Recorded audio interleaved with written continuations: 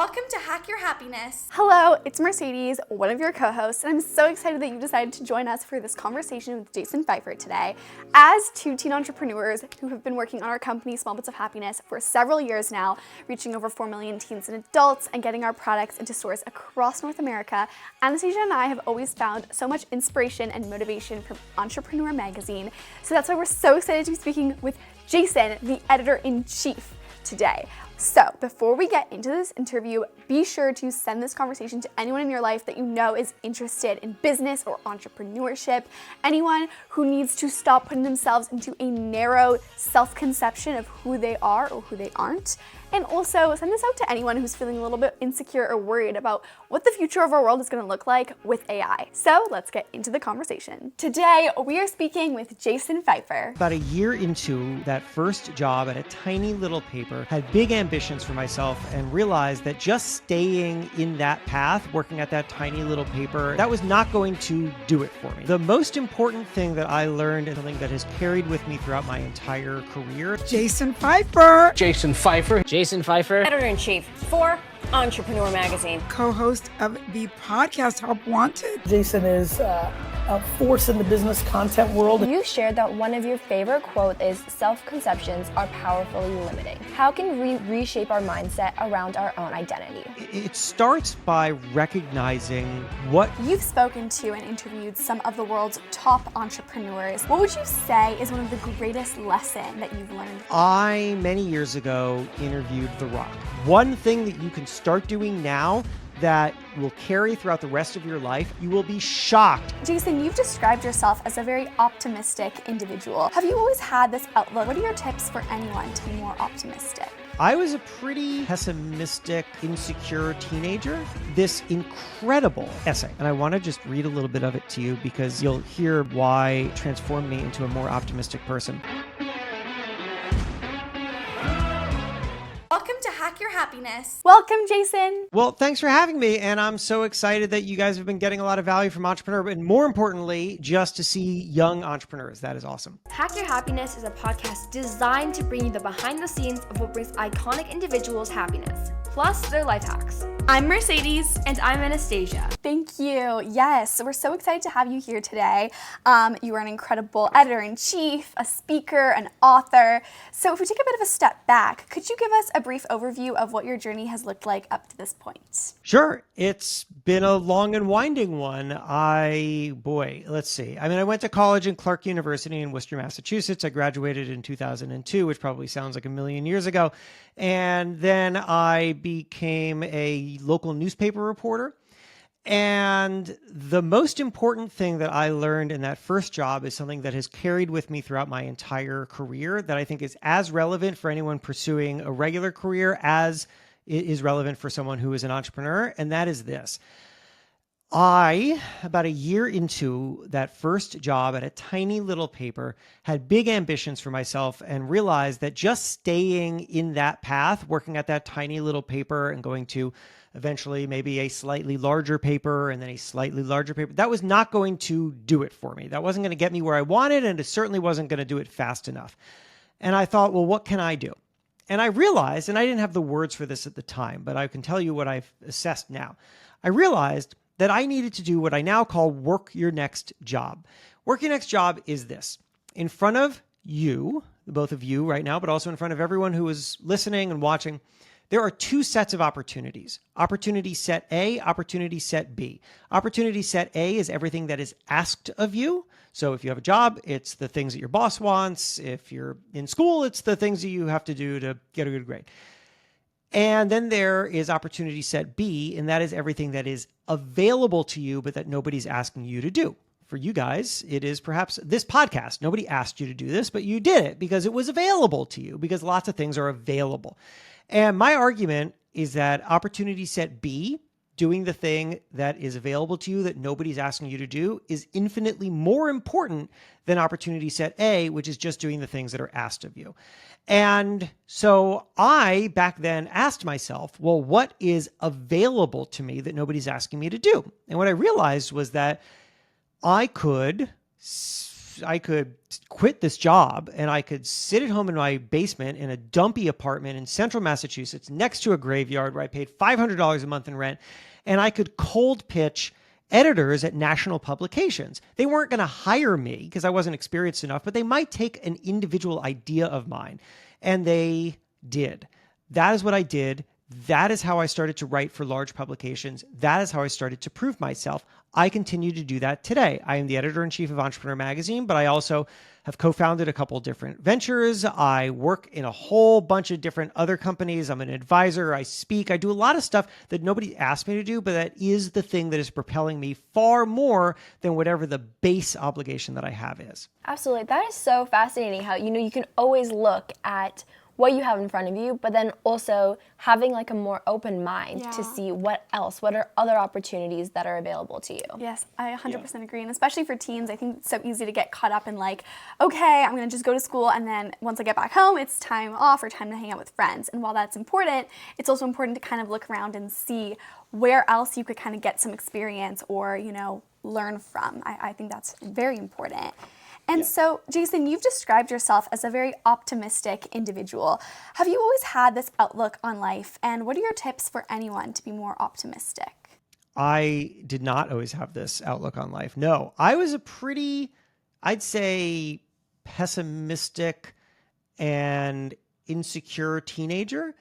And the thing that I can think of now at age 45 or almost 45, that was the largest turning point for me was there's a guy named, do you know who Dave Eggers is? Not really. So Dave Eggers is a writer. He became famous for a memoir that he wrote called A Heartbreaking Work of Staggering Genius.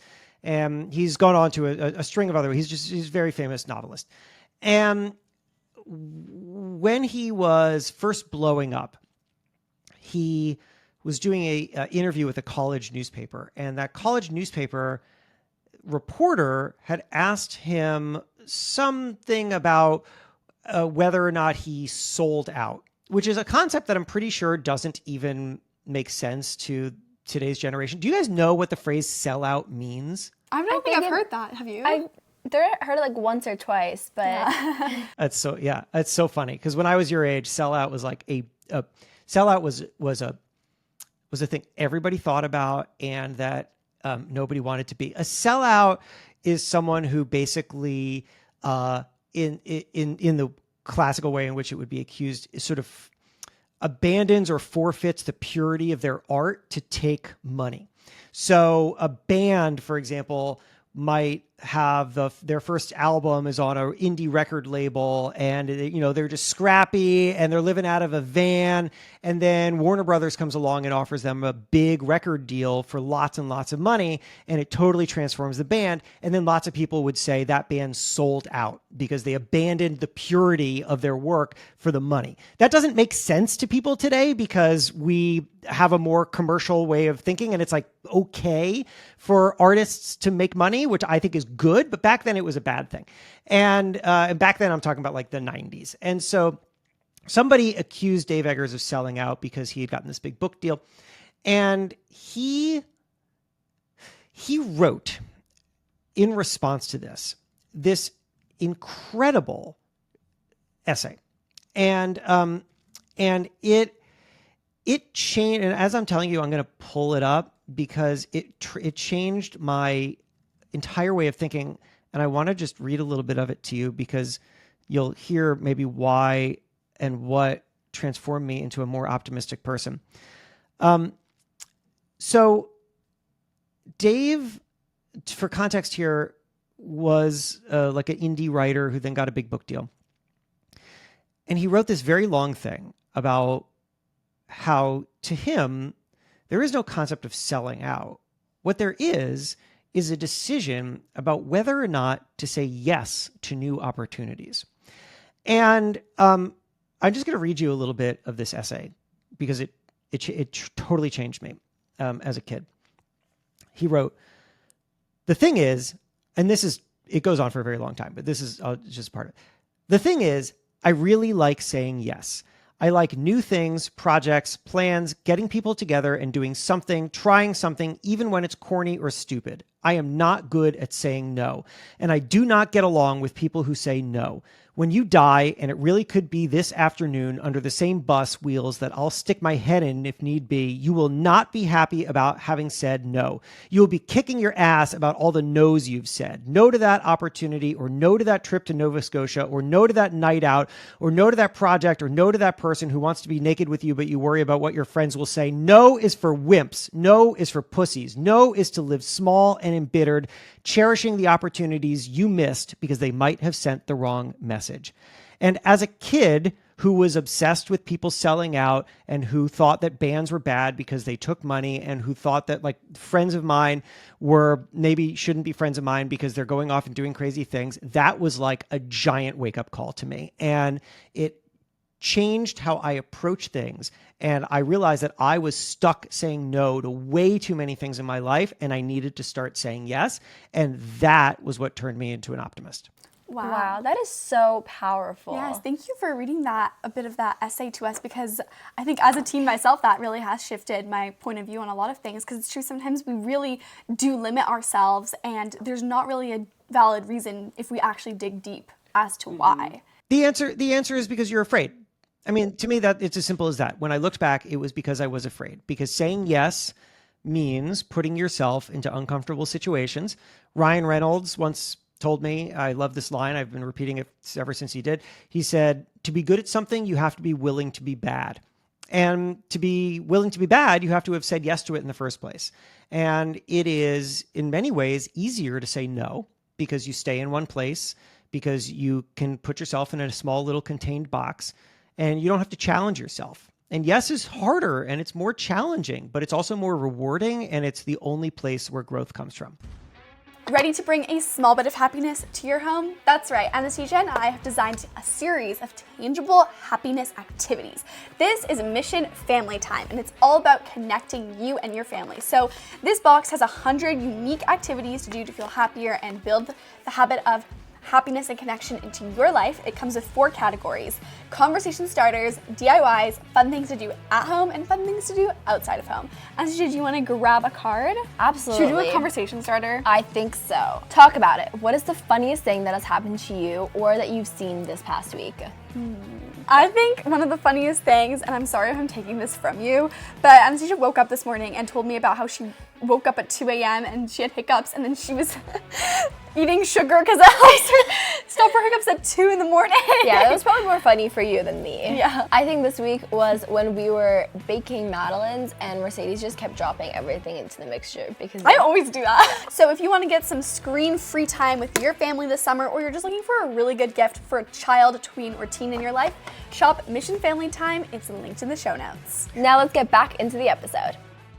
Definitely. I know. I think I've heard something along that lines where it's like you have to be a beginner who isn't the best at it to become a really well-off like master of like whatever you want to be master in. Absolutely. And you shared that one of your favorite quotes from Malcolm Gladwell is, "Self-conceptions are powerfully limiting."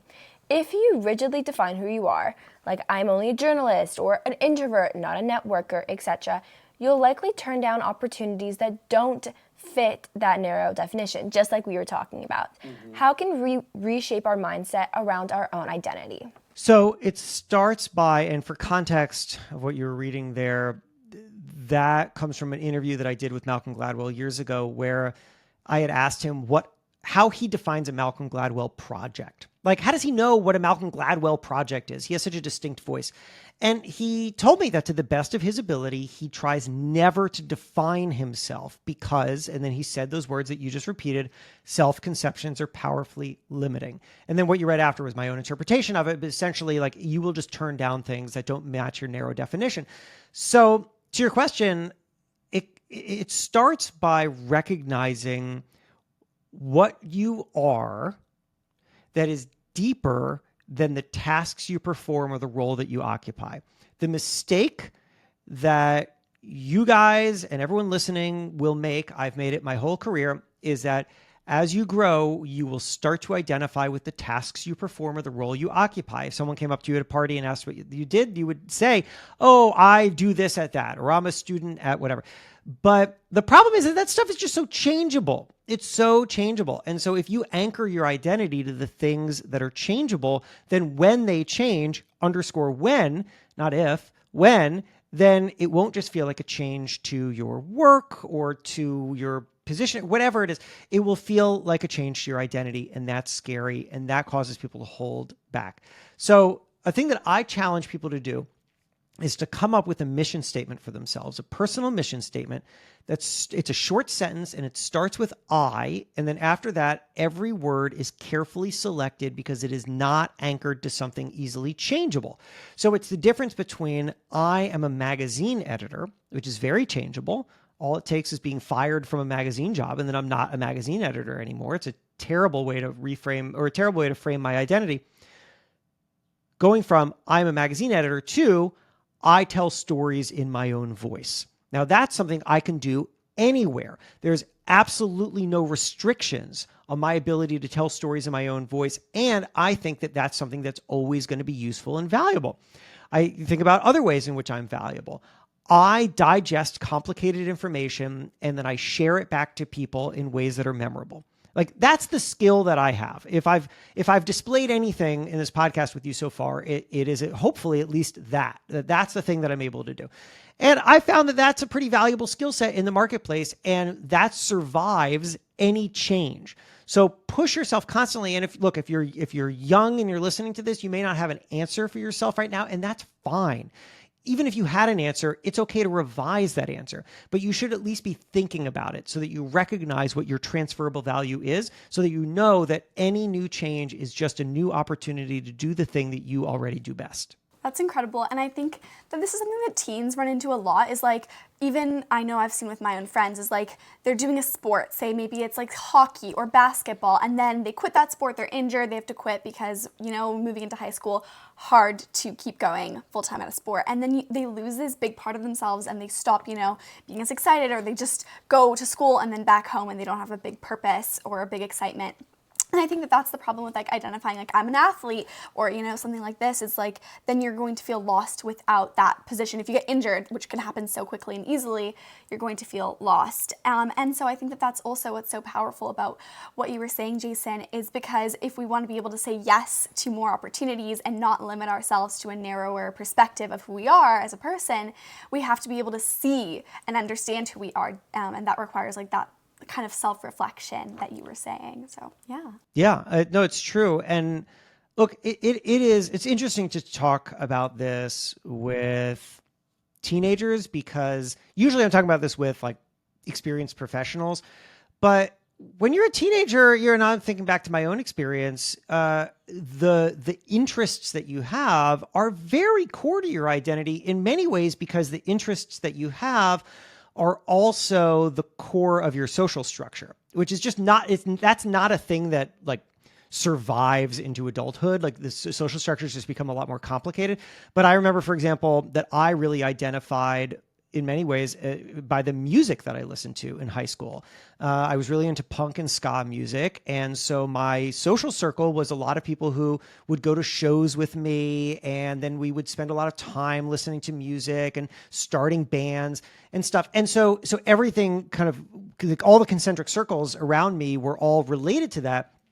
And that is not a thing that transfers outside of that little time-boxed experience that you guys are in right now.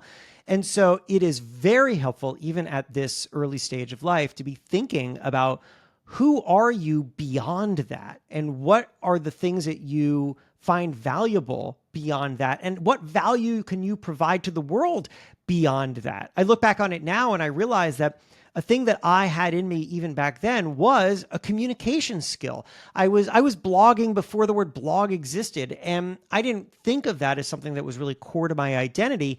And now I think of it as core to my value, but I had to continue to unlock these gates around it. Whereas for a long time I thought, well, I'm actually not a writer. I'm just a journalist. And actually, I'm just a magazine person. And I had to keep realizing, no, this core skill set that I have goes far beyond whatever small application I happen to be using right now for it. And that's how I got from being a magazine editor to being a startup advisor and a keynote speaker, because it's all the same skill, but I had to give myself permission to start using it in lots of different ways.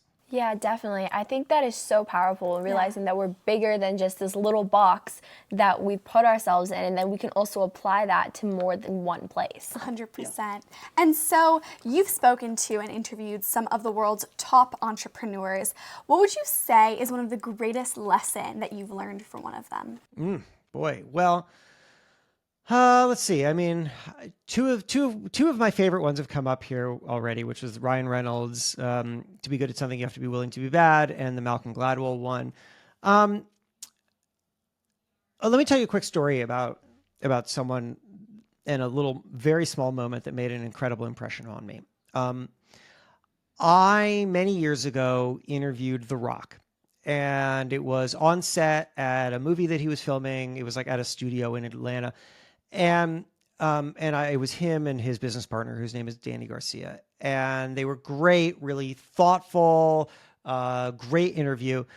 And then I wrote a profile about them and they liked it. And then life moved on. And about 2 years later, I wrote a book called Build for Tomorrow. And I included in that book a single paragraph about something that I had learned from them.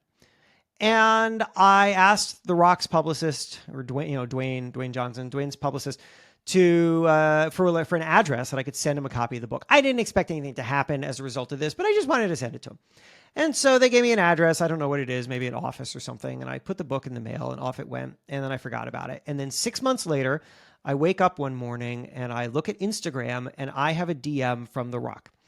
And so I open it, and it is actually a voice memo, a 52-second voice memo. And I hit very excitedly play on this voice memo. And what I hear is, Dwayne's very distinctive tone. And he says, "Hey, Jason, what's up? It's DJ here." Dwayne goes familiarly goes by DJ. He's like, it's DJ here. Just wanted to say, man, thanks for the book. I don't know when you sent it, but I'm just here in my office and just congratulations on it. It looks amazing. And I'm so proud that, something that I shared with, and then he reflected on the things that we talked about in the interview a couple of years ago, which he retained in his head. And then, he wrapped it up and he said, can't wait to, catch up with you again sometime and have a great day, or whatever it was. And guys, that was so meaningful to me, because this guy has a million demands on his time. Everybody wants something from him. And he did not need to do this, but he found 52 seconds in his day to send me a message that would make me feel good. And if Dwayne Johnson can do that, anybody can do that. We all have it within our power to be kind and generous to people and to be responsive to people. And the thing I am shocked, if you guys want one thing that you can start doing now that will carry throughout the rest of your life as incredibly valuable and will be a competitive advantage no matter what you do, be responsive. You will be shocked at how many people in this world are not responsive. They do not respond to your emails. They do not respond to your DMs. They just disappear. I don't understand it, because being responsive is easy and small and incredibly valuable. The number one thing that people want in the world is to feel heard. And you can do it, and it doesn't take a lot of time. For Dwayne, it took 52 seconds. That's not a lot of time in his day, and it created a feeling and a story that will last a lifetime. It is Mercedes and I's Wellness Summer, and to kick this off, we have been starting to do some amazing meditations using the Waking Up app. They have so many different meditations, and my personal favorite ones to use are these sleep meditations. They have huge 3-hour playlists that you can use, so you can definitely get some good rest. Also, another really great part about Waking Up is it not only gives you a ton of access to meditations for all different occasions or times of the day. It also tells you tangible reasons why you should meditate and the actual importance behind this aspect of our wellness summer. So join us on our wellness summer and build the habit of meditation, mindfulness, and happiness into your daily routine by signing up for an annual subscription with Waking Up. And guess what? If you purchase your annual subscription using the link in our show notes, you get to save $30 off the subscription. So sign up now, use that code, claim your $30 back, and let's get on this wellness summer together. Now let's get back into the episode. That is so empowering and showing that like it's so easy to get so far by just being responsive. And I think it's so important, like you said, for work life, but also for relationships, for having good friendships, like just being there, being present, showing that this person is worth your time and energy means the world. Absolutely. And it truly is a skill. And sharing, you know, that you are hearing them and you're taking the time to prioritize them can make such a stronger relationship. Exactly. And so as we're kind of standing on this like turning point with AI and innovation and all of this, how do you see business and entrepreneurship changing in the next decade? And how would you advise like our generation, teens, the next workforce to kind of prepare for this? If anybody answers that question with a definitive statement, then they are incorrect. There's just no way to predict what is going to happen in 10 years, but I will tell you what I think is happening right now and the best way to understand it. I think that AI is just a microwave oven. That's it. So you should think about AI the way that you think about a microwave oven. And here is why. A microwave oven is incredible technology. It is mind-blowing how impressive this little box is that warms up your food. Try to explain that to somebody from 100 years ago. It's impossible. It is mind-blowing technology. It is in all of our homes. But we do not make every meal in the microwave. We don't do it. So try to imagine what happened when the microwave was first introduced. I would guess that what happened is that people tried to make everything in the microwave. They put steaks in the microwave. Every possible thing was going in the microwave. And then over time, we figured out what the microwave was for and what it was not for. And so it's for heating up my kids' mac and cheese. It is not for when we have friends over for dinner. And that is a distinction that we just don't have yet with AI because we're still in that experimentation phase where we're trying AI out on everything. And so every possible function in society and work and life and personal relationships is now getting an AI treatment. And my guess is that, and then of course that is then sparking the commentary where, you know, somebody will try something and then we will instantly assume, oh, well, AI will now replace that, right? So somebody creates a AI chatbot that can be your new best friend. And then the next thing is that everyone says, you know, nobody's going to have friends in the future and nobody's going to date anyone in the future. We're all just going to talk to this AI bot. Probably not. Probably what will happen is that people will play around with this tool and then they'll decide that either it's not actually that useful and they'll stop using it, or maybe it has one hyper-specific function that's really useful along the broader range of things that they turn to people for. This is what we're in for right now, is a mode of experimentation. Do not get caught up in it. Do not get apoplectic about it. We will eventually find what AI is great at and what it is not great at, and we will start to build from there. So what can your generation do? I think be really smart, start to engage with these tools, think about how they're most useful, and then also, very critically, think about what they cannot do or what new opportunities they create, either because you can use them or because they are now going to create a desire for something else. I think, for example, that in-person experiences are going to become even more valuable in a world of AI, because in AI, it's not always easy to figure out what is real and what is not, but an in-person experience has that authenticity that we're going to crave, which means that if I were a betting man, I would start to put a lot of money in in-person experiences because of AI. Start thinking like that. Wow, that is such a good point. And I think that's almost reassuring to hear to some of us who spiral. Definitely. Thinking about what is the future of work going to look like. But that's an interesting comparison to the microwave. The future of work is going to look the way that work always looked. Like, which is to say that work has never looked like one thing. And over time, how we work and where we work has radically shifted over and over and over again.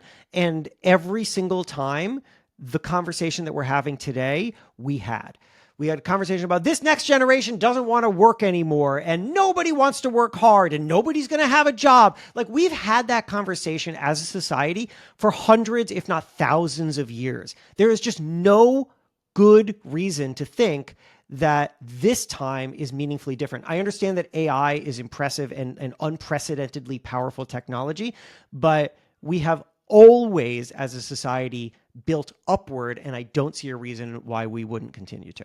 Absolutely. Well, thank you so much, Jason, for your time today and for joining us. This was such an insightful and incredible conversation. Amazing. So thank you. Thank you. Thanks, guys. I really appreciate it. Thanks for the great questions, and thanks for being a voice for young entrepreneurs. Thank you so much for listening to this week's episode of Hack Your Happiness, and thank you so much to Jason for joining us today. Yes, what an exciting and insightful conversation. Anastasia and I have been huge fans of Entrepreneur Magazine for years now, so this was such an amazing conversation for us. Anastasia, what was your biggest takeaway? I think my biggest takeaway is that you need to say yes to opportunities instead of saying no, and look for more availabilities that you can do to give yourself more yeses than nos. How about you? For me, one of my biggest takeaways from Jason was the fact that we need to take away this narrow-minded perspective or, mentality that we put ourselves into. I am a student at X school. I am an engineer, or I am a teacher, or I want to be. I think that we need to think of ourselves as bigger people who can take on multiple roles, people who change and evolve and realize fundamentally kind of at a deeper point who we are. So I think that's definitely takes some self-work and self-reflection, but it's an important point. If you enjoyed this episode with Jason, we think you would love our conversation with Malcolm Gladwell, the best-selling author that we were talking about with Jason in this interview. Malcolm Gladwell talks to us all about the importance of diversity, the harms of a monoculture, and how you can be more curious and why you should be more curious. What we call it when there's only one set of expectations and values is a monoculture. And monocultures are really dangerous. You can listen to our conversation with Malcolm now. It's linked in the show notes. If you enjoyed this week's episode of Hack Your Happiness, please leave us a 5-star review from wherever you're listening. It really helps us out and we really appreciate it. Also, give us a small bit of happiness by following the Hack Your Happiness podcast on whichever podcast platform you're on now. It's totally free and it helps us keep improving this podcast with each and every passing week. So make sure to follow along. See you next time!